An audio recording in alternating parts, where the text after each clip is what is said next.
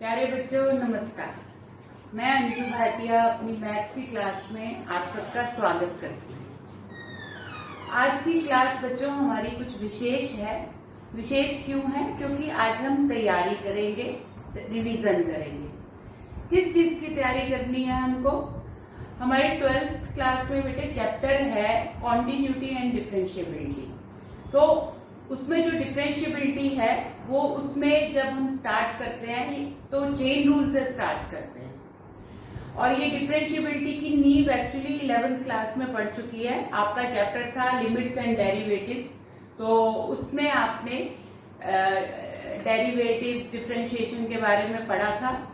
आपने कुछ ये चीजें पढ़ ली थी कि जब x की पावर n होती है तो उसका डेरिवेटिव nx की n-1 होता है। कांस्टेंट फंक्शन का डेरिवेटिव 0 होता है। जो ट्रिग्नोमेट्रिक फंक्शंस होते हैं मेन, ये आपने पढ़ लिए थे कि sin x का डेरिवेटिव cos x होता है, tan x का secant स्क्वायर x होता है, cot x का माइनस को secant स्क्वायर होता है। ये मैंने लिखा हुआ है x की पावर n का डेरिवेटिव nx की n-1 होता है।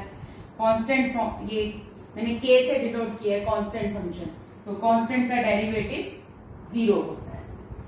आप ये देख रहे हैं मैंने किस तरह से लिखा है, ये सब आपने सीखा हुआ है। d/dx ऑफ sin x, मतलब ये डिफरेंशियल कोफिशिएंट है। इसका मतलब है कि sin x को हम डिफरेंशिएट कर रहे हैं विद रिस्पेक्ट टू x। तो ये मोटी मोटी चीजें आपको याद होंगी। आप छोटे छोटे क्वेश्चन सॉल्व भी कर लेते हैं डेरिवेटिव के। लेकिन अब आज की क्लास की जरूरत इसलिए पड़ रही है क्योंकि आपके मन में कई बार कुछ छोटे छोटे डाउट्स भी होते हैं। मुझे पता है जब मैं बच्चों से डील करती हूँ कि वो छोटी छोटी उनकी आशंकाएं होती है। जैसे मैं अभी एक आशंका, बच्चों का एक डाउट ये रहता है नॉर्मली कि मैडम आप कहते हो कि कांस्टेंट का डेरिवेटिव तो 0 होता है, तो फिर जब हम ऐसे लिखते हैं y = 2 + sin x, तो आप कहते हो कि 2 का डेरिवेटिव 0, sin x का cos x। लेकिन जब ऐसे होता है तो आप कहते हो कि 2 तो वैसे का वैसे रहेगा। जब ऐसे होता है 2 sin x, उस समय आप ये कह देते हो कि 2 तो वो कांस्टेंट है, ये वैसे का वैसे रहेगा, sin x का डेरिवेटिव cos x। तो ये बड़ी आम सी धारणा है, आम सा क्वेश्चन है बच्चों का, जो मैं फिर समझाती हूँ। तो ऐसी छोटे छोटे हम जरा सी एक 11th वाला जो सीखा था उसकी रिवीजन करेंगे, जिससे कि हम चेन रूल के लिए अपने को तैयार कर सके। चेन रूल का एक आइडिया दो, जैसे ये question y = sin square x, इसका डेरिवेटिव लेना है। y = sin 2x। देख रहे हो आप, ये 4 अलग अलग मैंने रूप लिखे हैं। तो फिलहाल आप ये 2 करने में सक्षम हो। ये जैसे ही आपको चेन रूल समझ आएगा आप ये भी कर लेंगे, ठीक है। ये भी प्रोडक्ट रूल से हो सकता है। होने को तो एक चीज कई तरीके से हो सकती है, पर जो चीज हमें अब 12th पे नहीं सीखनी है, अब हम उस पर फोकस करेंगे और उसके लिए अपने जो छोटी छोटी हमारे डाउट्स हैं उसको क्लियर कर लेंगे। तो मैं टाइम ना वेस्ट करते हुए स्टार्ट करती हूँ। देखो बच्चों, हम 11th की दोहराई भी करते जाएंगे और मैं आपको ये भी बताती जाऊंगी कि बच्चे क्या गलतियां करते हैं उसमें, या क्या उनको करते हुए अजीब लगता है। और वो अजीब लगता है तो फिर वो डर के वो गलत भी हो जाता है, मतलब समझ नहीं आ पाता, उनको कंफ्यूज होते हैं और गलत हो जाता है। सब ऐसे नहीं करते, पर जो करते हैं वो भी ना करें। देखते हैं अब इसको। जैसे बच्चों हमें पता है कि derivative of a constant function, कोई भी कांस्टेंट k से कह लो, n से कह लो, किसी भी चीज से कह लो, तो वो डेरिवेटिव उसका 0 होता है। कांस्टेंट फंक्शन का डेरिवेटिव 0 होता है। अब जैसे हम क्लास में पढ़ाते हैं, मैं भी मैडम हूं, मैं क्लास में पढ़ाती हूँ, तो मैं ये कहती हूँ अच्छा बच्चों कांस्टेंट का डेरिवेटिव 0 होता है। तो अभी भी मैं कहती हूँ तो बताओ कोई कांस्टेंट फंक्शन, तो बच्चे कह देते 2, 3, 7। तो एक ना ये हमारा एक बना हुआ स्टीरियोटाइप सा, तो हम कहते हैं हाँ बिल्कुल ठीक है। मान लो लेट y = 2। अब डिफरेंशिएट करना है विद रिस्पेक्ट टू x, तो d/dx ऑफ y, और यहाँ भी d/dx ऑफ 2, ठीक। क्योंकि आपको मैंने बताया है कि derivative of constant function with respect to x 0 होता है, तो डेरिवेटिव ऑफ ये के की जगह कांस्टेंट हो गया, तो इसका मतलब इक्वल टू 0। तो dy by dx equal to 0। फिर हम 2-4 और एग्जांपल ले लेते हैं। 2 की जगह बच्चों -2 हो तब भी चलेगा, वही आंसर आएगा। √2 हो तब भी वही आएगा, ऐसे कह के। और हम आपको समझा देते हैं कि कांस्टेंट का डेरिवेटिव 0 होता है। पर आपको थोड़ी सी अजीब वाली चीज तब लगती है, जैसे जब आप कोई बड़ा लंबा वाला क्वेश्चन कर रहे होते हैं और उसमें एक टर्म आ जाती है y is equal to x की पावर 3 प्लस 5b। मतलब ये मैंने बड़ा तो लिया पर आपको बताने के लिए लिया कि अब इसमें 5b आ गया। तो लिखा हुआ है क्वेश्चन में कि b कांस्टेंट है, तो आप 5b को थोड़ा सा आपको अजीब सा कुछ लग जाता है कि ये 5b है, ये तो 3x² हो गया, ठीक है, और 5b का डेरिवेटिव, 5b कांस्टेंट है बेटे, तो इसका डेरिवेटिव 0 ही होगा। अच्छा, मतलब मैं ये बता रही हूँ कि a b ऐसी वाली चीजें जब आ जाएं तो आपने उसको घबराना नहीं है, वो उनका डेरिवेटिव 0 ही है, कांस्टेंट है।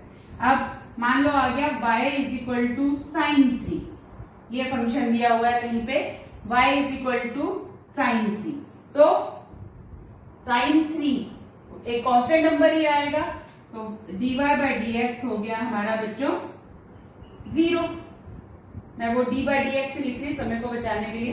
तो ये डेरिवेटिव sin 3 का विद रिस्पेक्ट टू, ये कांस्टेंट फंक्शन है। मान लो आ गया y is equal to log 2, तो आपको पता है log 2 की एक वैल्यू होती है, ये एक नंबर है, तो ठीक है, डेरिवेटिव इसका 0। मान लो y आ गया e की पावर 3, तो इसका डेरिवेटिव 0। तो मैंने आपको परिचित कराया कि जब ये कांस्टेंट्स इस शक्ल के भी हो सकते हैं, तो आपको इनसे डरना नहीं है, इनकी शक्लों को देखते हुए कि ये कांस्टेंट ये अजीब से हैं, तो अब सोच में पड़ गए कि इनका डेरिवेटिव क्या होगा, 0 ही होगा। अब हम आते हैं अपने नेक्स्ट बड़े कॉमन से रूल पर कि जब x की पावर n होता है और उसको हम डिफरेंशिएट करते हैं विद रिस्पेक्ट टू x, तो इसका डेरिवेटिव होता है nx की n-1। ये आपको मालूम है, आप लोग बड़े फुर्ती से ये करते भी हो। जब आपको बेसिक सा क्वेश्चन आ जाता है x की 7 का डेरिवेटिव बताओ, आप तुरंत लिख देते हो कि डेरिवेटिव हो जाएगा 7x की 6। ये आप समझते हैं, डैश, ये dy बाय dx का दूसरा नाम है, y डैश भी लिख सकते हैं। कई बार अगर आप इसको fx से डिनोट करो, सपोज fx है x की -2/5। ये मैंने अब थोड़ा सा अलग एग्जांपल ले लिया, अलग कुछ नहीं है, 12वीं वाले बच्चों के लिए क्या ये अलग है, एक ये माइनस का नंबर है और 2/5 है। लेकिन मैं ये बता रही हूँ क्योंकि आपने इनकी अलग से प्रैक्टिस नहीं की होती, तो आपको ये जब बड़े सवाल में मिक्स होकर आते हैं तो आप घबरा जाते हो कई बार कि इनका क्या करें। तो कुछ नहीं करें, इनका वही जैसे हमने तरीका सीखा है, ये फॉर्मूला, इसी से ही डेरिवेटिव है। तो f' हो गया, लिखने का तरीका है, कभी y लिखा होता है किसी क्वेश्चन में, fx दिया होता है, तो उसी हिसाब से करना है। तो -2/5 आ गया बच्चों इसके अनुसार, और x की पावर में एक कमी हो गई, कटौती कर दी -1, तो हमारा आंसर हो गया -2/5 x की -7/2। ठीक है, अब मान लो अगर ये क्वेश्चन ऐसे हो जाए कुछ, इसमें ये भी ऐड होता, x की -2/5 और x की -1/5, तो घबराना नहीं है, ये अब 2 टर्म्स वाला क्वेश्चन है, कोई बात नहीं, डेरिवेटिव इसमें भी लगेगा, इसमें भी लगेगा। मैं इसको आपको ये कह के और बेहतर रूप से और समझा सकती हूँ। जैसे मान लो ये हमारा y है, ये हमारा y है, तो अब हमें dy बाय dx निकालना है y का। तो बच्चों d बाय dx पहली टर्म का भी और d बाय dx दूसरी टर्म का भी। अब पहली टर्म में भी वही वाला फॉर्मूला लगा दो, दूसरी में भी यही वाला फॉर्मूला। ये हो जाएगा -2/5 एक्स की पावर -2/5 -1 और यहाँ पर -1/5 एक्स की पावर -1/5 -1। तो वो जो भी सॉल्व करके आएगा क्या आ जाएगा, -2/5 एक्स की -7/2 और ये हो जाएगा -1/5 एक्स की -6/5। ठीक है, तो यहाँ पे ये बिल्कुल आप सीख लो, समझ लो कि जब दो प्लस में होते हैं फंक्शन, ये दो प्लस वाली टर्म्स हैं ये, तो डेरिवेटिव इसका भी लेना है और इसका भी लेना है। ठीक है, हाँ, तो बात हम अभी इसकी कर रहे थे, उसी पे उसके और एग्जांपल लेते हैं। मैं आपको वही बता रही थी कि आप कई बार कि कुछ आपको अजीब नहीं फील होना चाहिए, आप कंफर्टेबल होने चाहिए। जैसे y इज इक्वल टू, मान लो कभी आपके पास आ जाता है x की power 3b, b is a constant, ऐसा गिवन है, तो क्लियर है कि 3b एक कांस्टेंट है, वही रूल लगेगा इसमें, ये वाला 3b आगे आ गया और ऊपर 3b की में से -1, तो ये इसी फॉर्म का आंसर हो जाएगा। आगे तो हम कुछ कर ही नहीं सकते, है ना, तो ये इसको ऐसे ही, ये इसका डेरिवेटिव हो गया x की 3b का। और एग्जांपल लेती हूं, तो मैं बार बार वही आपको समझाने की कोशिश कर रही हूं कि जब ये a b c या फिर एक्सपोनेंट में कोई रैशनल नंबर हो, माइनस वाला हो, तो आपको घबराना नहीं है, उसको उसी तरीके से डील करना है। अब मान लो y is equal to x आ जाता है, सिंपल, आप सबको पता है, आप अभी बोल भी रहे होगे कि मैडम y डैश हो गया 1, dy/dx हो गया 1, बिल्कुल ठीक, 1 हो गया, लेकिन इसने भी इसी का कहना माना है, इस वाले रूल का। कैसे बोला, देखो x को हम लिख सकते हैं x की पावर 1, ठीक है। अब ये रूल क्या कहता है कि जो पावर है x की n, वो n आगे आ जाता है, तो ये 1 आगे आ गया और x की पावर में हम एक माइनस कर देते हैं, एक माइनस कर देते हैं, तो 1 में से 1 गया 0, तो ये हमारा आंसर आ गया 1 इंटू एक्स की पावर 0। किसी भी चीज की पावर 0 1 होता है, तो अल्टीमेटली आंसर आ गया 1। इसलिए जब y है हमारा x, तो dy/dx है हमारा 1। ओके, ठीक है, तो जब x है तो डेरिवेटिव 1, ये तो अब आपको याद भी होगा।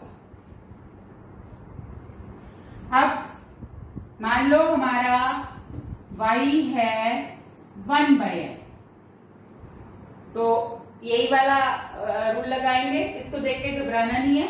इसको हम क्या लिख सकते हैं बच्चों, x की -1, तो जब हम dy/dx करेंगे तो ये -1 आगे आ गया और x की पावर हो गई -2, तो हमारा डेरिवेटिव हो गया -1/x²। ठीक है, जब 1/x था, फंक्शन था 1/x, तो उसका डेरिवेटिव हुआ -1/x²। अब मैं एक स्टेप आगे बढ़ती हूं। मान लो हमारा फंक्शन है, अब मैं y को लेती हूं 1/x²। 1/x लिया था ना, अब मैंने लिया y को 1/x², तो अब इसका डेरिवेटिव क्या होगा, 1/x² को x की -2 लिख सकती हूँ, तो जब मैं डेरिवेटिव लूंगी तो ये आ जाएगा बच्चों -2 आगे आ गया, x की पावर -3, तो यानी कि 1/x² का डेरिवेटिव होता है -2/x3। ठीक है, ये x की -3 नीचे चला गया।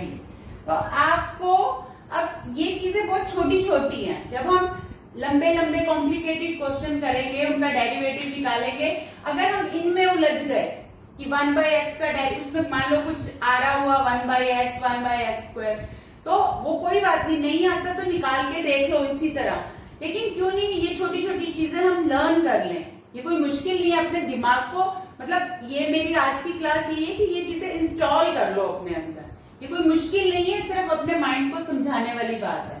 कैसे? 1/x था तो उसका डेरिवेटिव हुआ -1/x²। 1/x² था तो उसका डेरिवेटिव हुआ -2/x³। मतलब माइनस तो आता ही है, तो क्या हम 1/x³ का डेरिवेटिव लिख नहीं सकते? सिमेट्री से भी लिख सकते हैं, जल्दी से अपने माइंड में कैलकुलेट करके भी लिख सकते हैं। तो मुझे तो पता लग रहा है कि इसका डेरिवेटिव होगा माइनस, अब जब स्क्वायर होता है तो 2 आता है, जब क्यू है तो 3 आएगा और पावर 1 ये बढ़ जाती है। ऊपर तो कम होती है ना, पर नीचे आके प्लस की हो जाती है। तो क्या यही नहीं फिट बैठेगा इस पे? तो ऐसे करके ये सिर्फ अपने दिमाग को समझाने वाली चीज है बेटे। अगर आप 2 मिनट लगाकर इसको समझ लें अच्छी तरह फोकस से, तो फिर आप फुर करके जल्दी जल्दी ये सब कर सकते हैं। ठीक है, अब एक √x भी ले लेते हैं। √x को भी ऐसे ही करना है। अब रूट जहां आ जाते हैं थोड़ा सा हम घबरा जाते हैं, पर कुछ नहीं, y = √x। √x का मतलब होता है x की पावर हाफ। तो जब हम इसका डेरिवेटिव लेंगे तो इसको पावर की तरह वही करो, 1/2 आ गया नंबर की तरह, और ऊपर हो गया x की 1/2 -1। तो 1/2 -1 क्या होता है? -½ तो 1/2 x की -½ इस -½ को नीचे ले जाओ, +½ हो जाएगा। तो यानी कि +½ का मतलब क्या हो गया? 2√x। तो √x का डेरिवेटिव 1/2√x। तो ये लर्न होनी चाहिए चीजें, क्योंकि जब वही मैं बार बार बोल रही हूँ, आगे जब हम थोड़े और बड़े वाले सवाल करेंगे तो फिर इनमें ना हम उलझ जाए। जैसे मतलब ये बेसिक सा याद हो, जैसे आपको याद है x का डेरिवेटिव 1, cos x का -sin x, ऐसे √x का 1/2√x, 1/x का -1/x²। तो ये जो छोटे वाले हैं ये तो एकदम फ्लुएंटली याद होने चाहिए। ठीक है, चलो आगे बढ़ते हैं। फिर बच्चों आपने सीखा प्रोडक्ट रूल और कोशेंट रूल। बिल्कुल आसान है, मैं अभी आपको फिर से याद करवा देती हूँ झटपट। प्रोडक्ट रूल में कुछ आपने ऐसे सीखा था कि अगर u और v दो फंक्शन है जो प्रोडक्ट में हैं और उनका हम डेरिवेटिव ले रहे हैं विद रिस्पेक्ट टू x, तो पहले u का डेरिवेटिव ले लिया with respect to x into v वैसे का वैसे, प्लस अब u वैसे का वैसे और v का डेरिवेटिव ले लिया विद रिस्पेक्ट टू x। ये आपने प्रोडक्ट रूल में सीखा था। अब साथ के साथ मैं कोशेंट रूल भी लिख देती हूँ, क्योंकि ये आपकी सीखी हुई चीजें हैं। अगर आपको इसको ऐसे लेना है, u/v फॉर्म में है, आपके दो फंक्शन कोशेंट की फॉर्म में है, न्यूमरेटर डिनोमिनेटर इस तरह से है, u/v फॉर्म में है, तो इसका डेरिवेटिव क्या होगा? यही वाला ऊपर वाले का डेरिवेटिव इंटू नीचे वाला, पर इसमें माइनस होता है, माइनस ऊपर वाला वैसे का वैसे फंक्शन u वही का वही इंटू नीचे वाले का derivative with respect to x upon नीचे वाले का स्क्वायर। ठीक है, तो आपने ऐसे करके नहीं सीखा होगा, मुझे पता है, आपने इसको ऐसे लिखा होगा। ये du/dx को dv/dx को हम u' और v' ऐसे करके भी बोल सकते हैं। u' का मतलब क्या हो गया? du/dx। और ये भी तो जिस फॉर्म में आपने याद किया हुआ है मैं वही लिख रही हूं, v'। ठीक है, और यहां भी कई बार ऐसे ही लिखा होता है, ये लिखने के बजाय ये लिखा होता है u/v का डैश, डैश मतलब डेरिवेटिव इधर भी। ठीक है, तो ये आपको रूल्स आते हैं, नहीं आते तो फिर अब आने चाहिए, ये बाई हार्ट आने चाहिए, इसमें कोई बड़ी बात नहीं है। तो अब इसमें मैं बताना ये जा रही थी कि चलो अब इन पे आधारित एक क्वेश्चन, एक दो क्वेश्चन करते हैं और सीखते हैं कि क्या इसमें गड़बड़ेशन हो सकती है, क्या गलती हो सकती है। नॉर्मली प्रोडक्ट रूल में इतनी गलती नहीं होती। जैसे मान लो मैं एक एग्जांपल लेती हूँ, y = x sin x। अब हमें dy/dx निकालना है, y का विद रिस्पेक्ट टू x, तो इधर भी dy/dx निकालेंगे x sin x का। नॉर्मली ये हम स्टेप ओमिट कर देते हैं, पर होता ये है। तो आगे बढ़ते हैं। अब दो फंक्शन का प्रोडक्ट है, एक फंक्शन है हमारा x और एक है sin x। तो एक का डेरिवेटिव, पहले वाले का डेरिवेटिव x का डेरिवेटिव 1 इंटू साइन एक्स वैसे का वैसे, प्लस अब x वैसे का वैसे और साइन एक्स का डेरिवेटिव cos x। आ गया हमारा answer, sign x plus x cos x।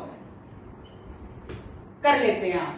लेकिन कई बार होता है ये कई बार कुछ कंफ्यूजन, एक का डेरिवेटिव लिखा, दूसरे का लिखा, दूसरे का नहीं लिखा, तो इसमें कई बार गलती हो जाती है। हमें आता तो होता है, तो मैं आपको एक सेफ तरीका बताती हूँ। आप मान लो ये क्वेश्चन है सपोज, तो एग्जाम्पल है y is equal to x की -3 5 प्लस 3x। इसको हम प्रोडक्ट रूल से करते हैं, हमें dy बाई डी एक्स निकालना है। तो dy बाई डी एक्स क्या होगा, मैं आपको एक ऐसे तरीके से बता रही हूँ कि आपसे गलतियां ना हो, मिनिमम हो। तो यानी कि हमें क्या निकालना है, x की -3 5 प्लस 3x का डेरिवेटिव निकालना है। तो ये u इंटू वी की फॉर्म का, ठीक, जहां पे हमारा तो u इंटू वी की फॉर्म का है, जहां पे हमारा u हो गया x की -3 और v हो गया 5 प्लस 3x। तो u v डैश क्या होता है, u dash v plus u v dash du by d x into v plus u times dv by d x. तो आपने u और v ये लिखा है, तो आप u डैश लिख लो -3x की -4 और यहाँ पर v डैश लिख लो, वो आ गया 3। अब हम इसमें वैल्यू लगा देंगे, तो हमारा आंसर हो गया u डैश -3x की -4 इंटू वी प्लस u वैसे का वैसे और v डैश हो गया 3। तो हमारा ये आंसर हो गया। ये थोड़ा मिक्स हो गया, ये हमारा आंसर हो गया। तो बच्चों मैं ये बताना चाह रही हूँ कि अगर हम इसको u v को अलग मान के कर लें, डेरिवेटिव निकाल लें, तो बस फिर तो यहाँ डेरिवेटिव प्लेस करना ही रह जाता है, तो फिर उससे गलती नहीं होती। आपकी मर्जी है, डायरेक्ट भी कर सकते हैं, ऐसे भी। अब मैं आपकी वो कंफ्यूजन दूर करती हूँ जिसकी हम बात कर रहे थे, कांस्टेंट प्लस में है या प्रोडक्ट में या डिवीजन में। मान लो बच्चों मैं क्वेश्चन लेती हूँ y is equal to 7 plus sine x, ठीक है। आपको पता है कि इसका डेरिवेटिव, कांस्टेंट का डेरिवेटिव 0 होता है। तो जब हम dy बाई डी एक्स लेते हैं बच्चों, तो इसका मतलब इस फंक्शन का राइट साइड का dy बाई डी एक्स, ठीक है, इस पूरे राइट साइड का dy बाई डी एक्स। तो इसका मतलब ये है कि ये और ये, इसको अलग अलग कर लो, दो टर्म्स हैं, ठीक है। तो 7 का डेरिवेटिव कांस्टेंट टर्म में 0 और साइन एक्स का derivative with respect to x हो गया cos x। तो हमारा फाइनल आंसर आ गया cos x, ठीक है। ये तो हो गया ये। अब अगर हम उस वाली चीज को देखें जो आप कहते हो कि जब y is equal to 7 sine x होता है तो 7 0 क्यों नहीं होता, 7 0 होता है। देखो अब आपको प्रोडक्ट रूल पता है, अगर आप इसमें प्रोडक्ट रूल लगाएं कि कैसे लगाएंगे प्रोडक्ट रूल, एक 7 है और एक साइन एक्स है, दो हो गए ना फंक्शन, ये हमारा u और ये हमारा v। तो अगर मैं अपने u को मानती हूँ 7 और v को मानती हूँ साइन एक्स, तो u डैश हो गया 0 और v डैश हो गया cos x, ठीक है। तो यहां 7 साइन x का डेरिवेटिव यानी कि 7 का डेरिवेटिव, इसको अगर मैं u v मान लू, जैसे u v समझ लू से, तो वही हो गया ना u dash v plus v u times v dash. u dash v, इसको एक मिनट ठीक लिखती हूँ, u dash v plus u v dash. तो अब अगर हम इसमें वैल्यू लगाएं u v डैश की, तो हमारा आंसर आ जाएगा बच्चों 0 into sine x plus 7 into v dash की वैल्यू है कॉस एक्स। तो अब समझो ध्यान से, ये 0 इंटू साइन एक्स हो गया 0, और अल्टीमेटली हमारा आंसर आया 7 कॉस एक्स। तो 7 साइन एक्स का derivative 7 cos x, 7 sine x का डेरिवेटिव 7 कॉस एक्स। ठीक है, तो जब हम कहते हैं ना कि ये 7 कुछ नहीं होगा, 7 बाहर आ गया और साइन एक्स का डेरिवेटिव कॉस एक्स, तो इसमें ये छुपा हुआ है ऑलरेडी। ठीक है, तो आप अपने दिमाग को यही ट्रेन करो कि ये करने की जरूरत नहीं है आपको सीधा, आप मन में ये बात सोच सकते हो कि साइन का डेरिवेटिव तो 0 होता है, साइन एक्स वैसे का वैसे तो 0 इंटू साइन एक्स हो गया 0, मतलब एक याद करने का तरीका है। और 7 जो दूसरी टर्म है आपकी वो रहेगी 7 वैसे का वैसे साइन एक्स का डेरिवेटिव कॉस एक्स। तो इसलिए इसके अंदर एक्चुअली 2 टर्म छुपी हुई हैं, जिनमें पहली टर्म 0 है, कांस्टेंट का डेरिवेटिव 0 है, ये तो हमने सीखा हुआ है, उसकी वजह से पहली टर्म 0 हो जाएगी।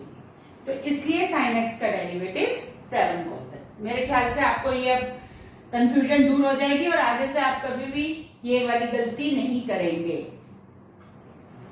ठीक है, अब क्वोशंट रूल देखते हैं।